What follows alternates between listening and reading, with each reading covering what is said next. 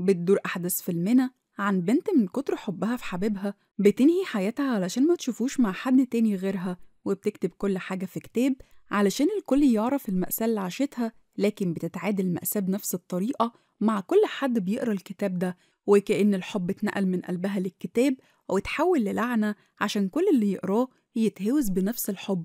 يا ترى ده حصل ازاي؟ ده اللي هنعرفه مع بعض النهاردة، فتابعونا للنهاية. وما ننساش قبل ما نبدأ نحط لايك ونعمل شير للفيديو ونشترك ونفعل جرس التنبيهات لو أول مرة تشوفونا. بتبدأ الأحداث بغوكشينا وهي واقفة بتبص على جوزها كنان وبتشرب، وكنان يبقى صاحب دار نشر كبيرة وكاتب روايات، بيكون عامل حفلة علشان نجاح كتابه الأخير، وبيتكلم كنان مع واحد من الكتاب اللي بينشره في دار النشر عنده وابنه ريموس، وبيكون كنان بيقنعه إن هو يغير أسلوبه في الكتابة. بتتدخل غوكشينا في الكلام وبيبان إنها بتفهم جدا في الكتب والروايات، وده لأنها بتقرأ كتير جدا. وبعد ما الحفلة بتخلص بتدخل للبيت وبتشوف ابنها أغين أو بتغطيه وهي داخلة الأوضة، بتشوف كتب قديمة محطوطة في المكتب فبتروح تاخدها، وبتلاقي منهم كتاب اسمه الرماد وغلافه غريب، فبيشدها الكتاب وبتقرر إنها تقراه وبتبدأ قراية فيه، وبتعرف إن الكتاب بيتكلم عن شخص مجهول اسمه ميم، وبتحكي البنت اللي بتحبه إنها دلوقتي في عالم تاني وإنها ما قدرتش تغير حياتها،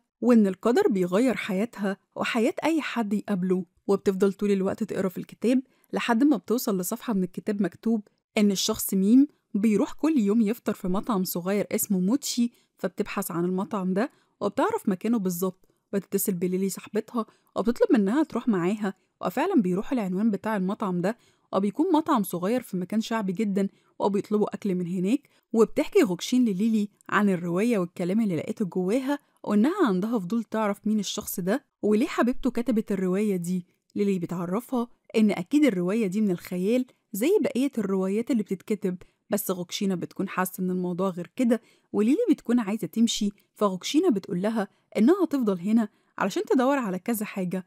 بتفضل غوكشينا تلف علشان توصل لورشة المرايات اللي محكي عنها في الكتاب، وبتحس إن مشاعرها هي اللي مودياها، وفي كل خطوة بتحس إنها جت الأماكن دي كلها. وفعلا بتروح الورشة لكنها ما بتلاقيش حد هناك، فبترجع تروح لكنان الشركة وبتجيب له قهوة وبتقعد معاه.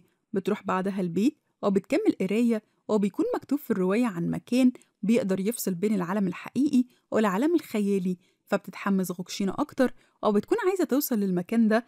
وتاني يوم بتكون غوكشينا واقفة قدام المطعم وبتشوف شاب داخل ياخد قرصة واحدة بس، فبتمشي وراه وبتلاقيه داخل ورشة المرايات اللي موجودة في الرواية، فبتبتسم وبتدخل جوه وبتحاول إنها تكلمه، ولما بيسألها عن اللي هي عايزاه بتعرفه إن عندها محل ملابس وعايزة مراية تحطها في المحل. بتسأله عن اسمه فبيقول لها إن اسمه علي، لكن وهي ماشية بتلاقي شخص بتاع طرود داخل وبيقول إن الطرد ده جاي لشخص اسمه متين، فبتستغرب وبترجع للمكان وبتسأله ليه كذب عليها، فبيقول لها عشان هو مشهور بعلي، وبتاخد رقم تليفونه بحجة إنها تكلمه تقوله على مقاسات المراية اللي هي عايزاها. أول ما بتروح المحل بتاخد المقاسات وبتتصل بعلي وبتقوله عليها، وفي البيت بالليل وهي بتقرا الكتاب بتحس إن في حاجات جواها بتتغير، وبتكون عايزة تكون مع جوزها بس بطريقة عنيفة وغريبة عن كل مرة. وتاني يوم وهي في المحل بتاعها بيجي علي ومعاه المراية وبيكون بيحاول يركبها، لكن بتقع منه بتتكسر، ايده بتنجرح، فبتروح غوكشينا وبتحاول انها تداويله الجرح اللي في ايده، وبتسأله ليه مش لابس دبلة في ايده، فبيعرفه ان هو مش متجوز. بتستغرب لان الرواية مكتوب فيها ان هو متجوز، وبتحس ان في حاجة ورا الموضوع. بعدها بتكون قاعدة مع ليلي صاحبتها وبتحكي لها كل اللي حصل، وبتعرفها انها حاسة انها تعرف علي ده كويس جدا. بترجع تكمل قراية الكتاب وبتلاقي ان البنت كاتبة ان الدليل الوحيد اللي كان موجود على علاقتها بيه موجود على جدران المكان المفتوح بين العالمين، وبتحس غوكشينا إنها تايهة أكتر. بيفصلها عن التفكير أغين ابنها وهو خارج من المدرسة، وبتاخده وبيرجعوا البيت. وفي البيت بتشوف أغين ماسك الكتاب بتاع الرماد وعمال يشخبط فيه، فبتزعله قدام كنان، وبيستغرب كنان إنها إزاي تزعق كده، فبتقوله إن الكتاب ده مهم بالنسبة لها وإنها لسه ما خلصتوش قراية. وبعدها بتروح علشان تصالح أغين وبتقعد تتكلم معاه شوية، وبعدها بتكمل قراية. تاني يوم بتروح لعلي الورشة وبتفضل تبص على كل حاجة فيها، وأول ما بيجي علي بتعرفه إنها جاية علشان تعمل مراية تانية. بيطلب منه ياخدها يفرجها على الحي هنا، وبياخدها وبيلففها في كل مكان، وبيروحوا يتغدوا مع بعض. وهم قاعدين بتقوله إنها سمعت إن في برج في المكان فبيسكت شوية وبيرد عليها بإن فعلا موجود برج، وبتقوله إنها عايزة تشوفه، لكنه بيتوه في الكلام وبيعرفها إن هو ما بيخرجش من المنطقة بتاعته غير قليل جدا. بعد ما بيخلصوا قعدتهم بتقوم علشان تمشي، لكن بتلاقي كنان عمال يرن عليها، وأما بترد عليه بيعرفها إن هو مستنيها في البيت وعايزها تيجي دلوقتي حالا علشان في مشكلة. بترجع وبتلاقي ليلي في البيت، وكنان بيتخانق معاها علشان أغين اتخانق مع واحد صاحبه وعنفه جدا لدرجة إن هو عضه من ودنه، وإن دي مش أول مرة أغين يكون فيها عنيف مع أصحابه. والمدرسة حاولت توصل لها لكنها ما بتردش. بيسألها كنان كانت فين وليه ما بتردش على التليفون بتاعها، وإنه سأل عليها كمان في المحل بتاعها وما لقاهاش، فبتعرفه إنها كان عندها شغل مهم. وبتقوم ليلي علشان تمشي، وبالليل بيحاول كنان إن هو يلمس غوكشينا بس على غير العادة هي بترفض، وبتعرفه إنها تعبانة وبتكون مش طايقة إن هو يلمسها. تاني يوم بتكون في المحل وبتعرف إن المساعدة بتاعتها فتحت الكتاب، فبتزعق لها وبتعرفها إنها مش من حقها تفتحه تاني. بيتصل بيها وقتها كنان وبيعرفها إن في ميعاد النهاردة هيحضروه سوا. في الوقت ده بيدخل عليها علي وبيقول لها إنها لو كانت عايزة تشوف البرج تيجي معاه دلوقتي، وهي فعلا بتروح معاه. وهما ماشيين بتكون في بنت معدية وبتفضل تبص لهم بطريقة مريبة شوية، فبتتخض غوكشينا وبتسأل علي إن كان يعرفها، لكن علي بيقول إن هو ما يعرفهاش. وبيروح يجيب مفتاح المكان اللي بيوصل للبرج وبيكون حاطه في مكان مخفي عن العيون، وبياخدها وبيطلع وبتعدي سلالم كتير قوي، وبتشوف وهي طالعة كل الرسومات اللي كانت مكتوبة في الكتاب، وكمان نفس التراب اللي كان بيطير في كل حتة. وبياخدها وبيطلع فوق، وأول ما بتطلع على سطح البرج بتفضل تجري في كل مكان، وبتكون حاسة إنها جت المكان ده قبل كده. بيسألها هي عرفت منين عن البرج، وبترد عليه إنها حلمت بالمكان ده، ما بترضاش تقوله أي حاجة عن الكتاب. وفي الوقت ده بيكون كنان مستنيها في حفلة العشاء مع أصحابه لكن ما بتجيش. بيتصل عليها كتير وبرضه ما بتجيش، أو بتكون غوكشينا على حافة البرج وهتقع خلاص، لكن بيلحقها علي وبيحاول إن هو يقرب منها لكن بتزقه وبتبعده، وبتروح تقعد على الحديد بتاع البرج. أما الليل بيجي علي بيعرفها إن السلك الموجود في البرج ده بينور كل الشوارع اللي في الحي، وده كمان كان موجود في الكتاب. أما كنان فبيفضل قاعد لحد ما المطعم كله بيفضى، وبيرجع يستناها في البيت. وأما بيسألها كانت فين بترد عليه بمنتهى السخرية بإنه مش من حقه يسألها السؤال ده، وبيكون باين عليها إنها متغيرة في كل حاجة. وبياخد كنان باله وتاني يوم بيروح لها المحل بتاعها عشان يعرف هي فين، لكنه ما بيلاقيهاش وبيلاقي المساعدة. فبيستغرب والمساعدة بتقوله إن غوكشينا متغيرة بقالها فترة من ساعة الكتاب الجديد اللي هي بتقراه. فبيسألها كنان عن اسم الكتاب وبيقلق، وفي الوقت ده بتكون غوكشينا رايحة لعلي لكن بتلاقيه واقف مع البنت اللي شافتها قبل كده، والبنت دي بتزعق لعلي وبتعرفه إن ما ينفعش يكون مع ستات تانية وهو متجوزها. غوكشينا أول ما بتسمع الكلام ده تتعصب وبتدخل تسأل عليه وبتتعصب عليه وبتضربه، لكنه بيكتفها وبيقرب منها. بعدها بيحكي لها إن البنت دي تبقى بشرى، وإنه اتجوزها غصب عنه، وإنه ما بيحبهاش وكان عايز يطلقها بس هي مش موافقة، وهو ساكت لأن الورشة باسمها. وبعدها بياخدها يرجعها للبيت، وليلي بتشوفها وهي نازلة من العربية معاه وبتحضنه كمان. أما بتدخل غوكشينا البيت بتحضر العشاء وبتروح علشان تتكلم مع كنان، لكن بيكون رافض يتكلم معاها، وبيسألها إن كانت خلصت الكتاب اللي معاها لأنه عايزه. فبتعرفه إنها لسه ما خلصتوش، وبيبان على وشها التوتر أول ما بيجيب لها سيرة الكتاب. أو بتروح تكمل نهاية الكتاب اللي بتلاقي مكتوب فيها إن الجلسة الأخيرة كانت بينها وبين مين والطرف الثالث، وإن طعم الخيانة مالي المكان والموت سيطر على المكان كله. بتتوتر غوكشينا وبتنام وبتحلم إنها بتغرق في البانيو وورق الكتاب حواليها، وبتصحى مخضوضة وبتروح لليلي وبتحكي لها كل اللي حصل، وبتقول لها إن اللي كاتبة الكتاب كتبت موتها وكأنها تنبأت بيه في نفس الليلة اللي ماتت فيها. ليلي بتحاول تقنعها بكل الطرق إن كل اللي في الكتاب ده مجرد خيال، لكن غوكشينا بتكون خايفة فبتروح لأمها وبتفضل نايمة على رجلها. وبعدها بترجع للبيت وبتدي الكتاب لكنان، وبتعرفه إنها عايزة تعرف مين اللي كتب الكتاب ده. وكنان بيبدأ يقرأ الكتاب وبيركز في كل التفاصيل اللي فيه، وبيحس إن الكتاب ده وراه سر كبير. غوكشينا بتكون بتحلم نفس الحلم، وتاني يوم بيطلب كنان من المساعدة بتاعته إنها تعرف له مين اللي كتب الكتاب ده في أسرع وقت وتجيب له العنوان بتاعها. وبيقرر كنان إن هو يروح للمكان اللي فيه المطعم المكتوب في الكتاب. وفي نفس الوقت ده بتكون غوكشينا راحت لعلي وبتسأل عليه في الورشة لكنها ما بتلاقيهوش، وبتعرف إن هو في السوق وبتروح تدور عليه وبتشوفه واقف مع ستات، فبتروح تشده وبتفضل تبصله وبتحضنه بطريقة غريبة. بتقوله إنها خايفة يبعد عنها لأنها اتعلقت بيه وبقت بتحبه بهوس، لكن علي بيقول لها إن ما ينفعش تحبه وما ينفعش تكون مهووسة بيه بالشكل ده.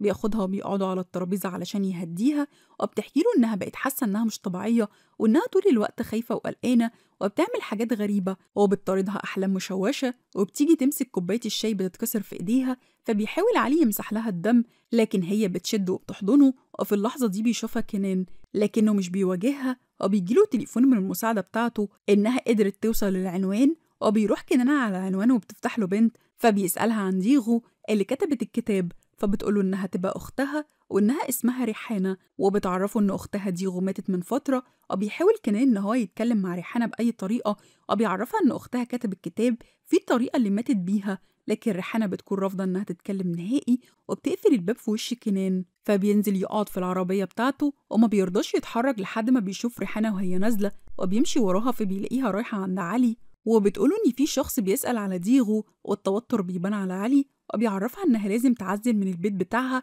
وإنها متجيلوش تاني هنا أبدا. بيرجع كنان البيت وبيقول لغوكشينا إن هو لقى العنوان بتاع اللي كتبت الكتاب بس عرف إنها ماتت، وبيديها عنوان أختها. وتاني يوم بتروح غوكشينا لعنوان ريحانة وبتفضل تخبط لكن محدش بيرد، فبتعرف من واحدة من جيرانهم إن ريحانة عزلت من يوم واحد، وبتسأل غوكشينا عن ديغو، فالجارة بتقول لها إن في ناس بتقول إنها انتحرت، وفي ناس تانية قالت إن هم شافوا شخص وهو داخل البيت عندها وباين قتلها. وبيروح كنان عند علي الورشة وبيطلب منه إن هو يعمله الترابيزة بشكل معين، وعلي بيوافق وبياخد المقاسات والعنوان. أما غوكشينا وبتقابلها بشرى وبتقول لها إن علي شخص مريض وإن هو اللي مش عايز يطلقها، وإنه كمان هيتحاسب على كل الحاجات اللي عملها. وبتقول بشرى لغوكشينا تبعد عن علي ده لو عايزة تكمل حياتها. أما علي فبياخد الترابيزة اللي عملها للكنان وبيروح له البيت. بيفضل كنان يتكلم مع علي لحد ما بتيجي غوكشينا، وأول ما بتشوف علي بتنصدم، أو كنان بيكون محضر لهم الأكل وبيقعدوا هما التلاتة يتعشوا مع بعض. لكن علي بعد دقيقتين بيقوم علشان يمشي، وقبل ما بيقوم كنان بيسأله إذا كان يعرف واحدة اسمها ديغو أو لأ، فعلي بيقعد تاني وبيقول كنان لعلي إن القعدة دي هو قعدها قبل كده، وبيقول إن في مرض اسمه الدلفوبيا، وده مرض بيصيب الناس اللي بتقرب مشاعرها لأن بيتنقل لها بسهولة مشاعر اللي كاتب الكتاب. وبيبص لغوكشينا وبيقول لها ده اللي حصل معاكي. بيفتح كنان الكتاب على الجزء الناقص واللي غوكشينا ما قدرتش تفهمه ولا تستوعبه، وبيقول إن هو ده اللي حصل. ديغو كانت بتحب علي بجنون وكانت مهووسة بيه، وهو كان على علاقة بيها ووعدها بالجواز، لكن علي علشان علاقاته النسائية كتير خان ديغو مع أختها ريحانة. ولما ديغو عرفت جابتهم هما الاتنين وعملت طاولة أكل وقعدوا حواليها هما التلاتة وواجهتهم بخيانتهم. وأما واجهت ديغو علي بكل الحاجات الوحشة اللي عملها قتلها. الغريب إن ريحانة كانت عارفة وموافقة، بس ديغو كانت أذكى منها وكتبت كل حاجة حصلت في كتاب وحست بموتها اللي هيكون على إيد أقرب حد ليها. بياخد كنان الكتاب وبيولع فيه وبيقول إن غوكشينا لما قرت الكتاب حبت تعيش القصة اللي فيه، فبيقوم علي يتخانق مع كنان وبيقوله إن هو فعلا قتلها وده علشان يرحمها لأنها كانت بتاخد مهدئات كتير أو بتحاول تنتحر. وبيسأل عليه غوكشينا إن كانت فعلا عرفته بسبب الكتاب، لكن ما بتردش عليه وبتفضل تدمع وهي ساكتة. بيبدأوا يضربوا في بعض وبتكون غوكشينا قاعدة بتتفرج عليهم من غير ما تدي أي رد فعل. وبياخد علي كنان وبيقع في حمام السباحة وبيطلع علي من جيبه حاجة وبيضرب بيها كنان في بطنه علشان يقتله. وفجأة بيتغير المشهد لريموس وهو واقف في مؤتمر صحفي كبير والكل بيحييه على الكتاب الجديد بتاعه واللي اسمه الرماد عن قصة الخيانة الثلاثية، وليلي قاعدة قدامه عمالة تسقف له. أما غوكشينا فبتقرر مصيرها وبتاخد ابنها وبتروح تقف قدام القطر اللي هتنهي حياتها عنده. وهنا بيخلص فيلمنا. حابة أقول لكم في نهاية الفيلم إن الحب ممكن يوصل للجنون، والجنون ده يخليك تتخلى عن الحياة والدنيا كلها علشان تكون مع الشخص اللي بتحبه، لكن مستحيل ده يكون حب لأن الحب أمان مش هوس ولا تضحية بالعمر. فلو انت أو انتي في علاقة زي دي ياريت تراجعوا نفسكم قبل فوات الأوان. يا رب يكون فيلمنا عجبكم، اكتبولي رأيكم في التعليقات وعايزين نلخص لكم ايه. ما ننساش نحط لايك ونعمل شير للفيديو ونشترك ونفعل جرس التنبيهات لو أول مرة تشوفونا. I know you told your friend you're not okay, and tell me what's wrong and why you never said you felt that way. And guess you're trying to stay strong and fake a smile until I look away. But I've known you too long, it hurts to watch your blue eyes fade to gray as you fade away, as you fade away. Yeah, I'm about to fade away, 'cause every time I wake up I feel like it's Monday. Something's going wrong with all the chemicals up in my brain. All of a sudden I don't look at anything the same way. Gotta build up of my thoughts sitting in an ashtray. I'm sorry that I'm so inconvenient, okay? Just let me be me and I'll stay out of your way. I can see the way you look at me, I'm such a disgrace. I never really asked to be brought into this place. You wanna love me? Well then baby have a taste. All the highs and the lows, no you'll never be the same. I don't really wanna hurt you but I can't control the pain. If you're sticking by my side, maybe we could be okay.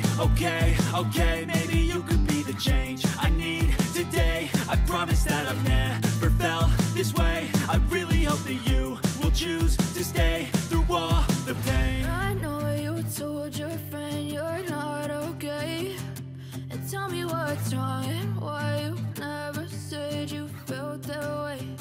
And guess you're trying to stay strong and fake a smile until I look away.